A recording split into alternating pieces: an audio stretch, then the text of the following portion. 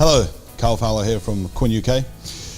We're going to show you today is L10N, TensorGrip L10N. This is the only true non-flam spray adhesive on the market.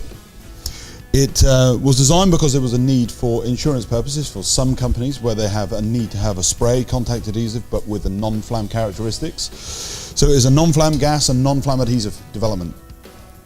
The unique difference between this product is although it is a non-flam, it sprays like a flammable gas material. Very, very fine spray pattern, done also with the tip technology. So it uses a different tip, it uses a Leckler tip. Okay, so you can also find that in any information that you may find in around the L10N product.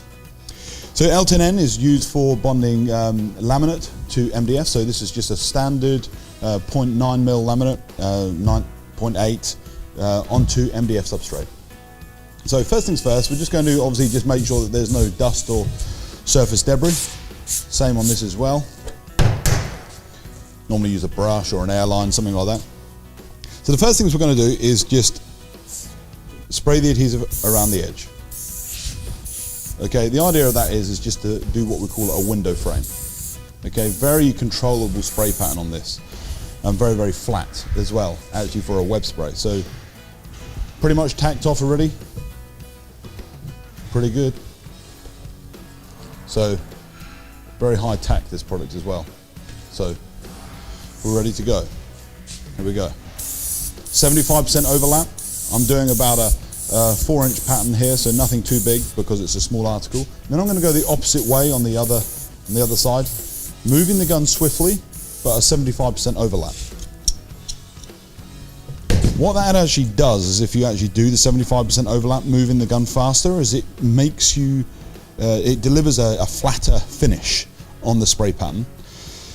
So rather than actually spraying down here and then just overlapping, you'll end up with very high ridges. So by actually overlapping the spray pattern by 75%, moving the gun slightly faster, you will get a better result across the surfaces. So what we're doing is literally waiting 1 to 2 minutes, maybe not even as much as that. It's 20 degrees in here, it's dry. Okay, so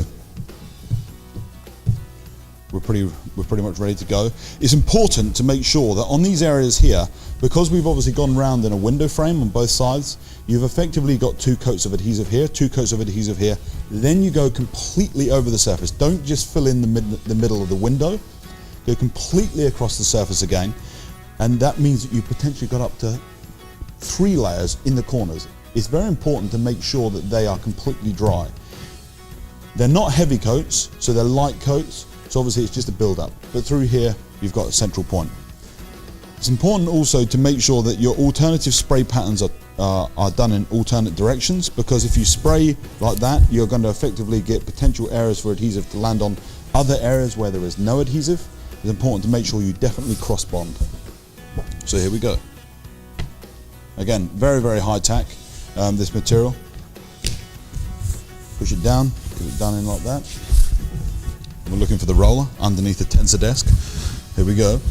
Starting from the center, as we do with all laminate applications, in all directions. And then we can apply top line pressure. Many people actually use other types of rollers, maybe the double-handled rollers. They may even use the wider rollers. This particular roller is designed specifically to actually give the correct amount of pressure when bonding laminate.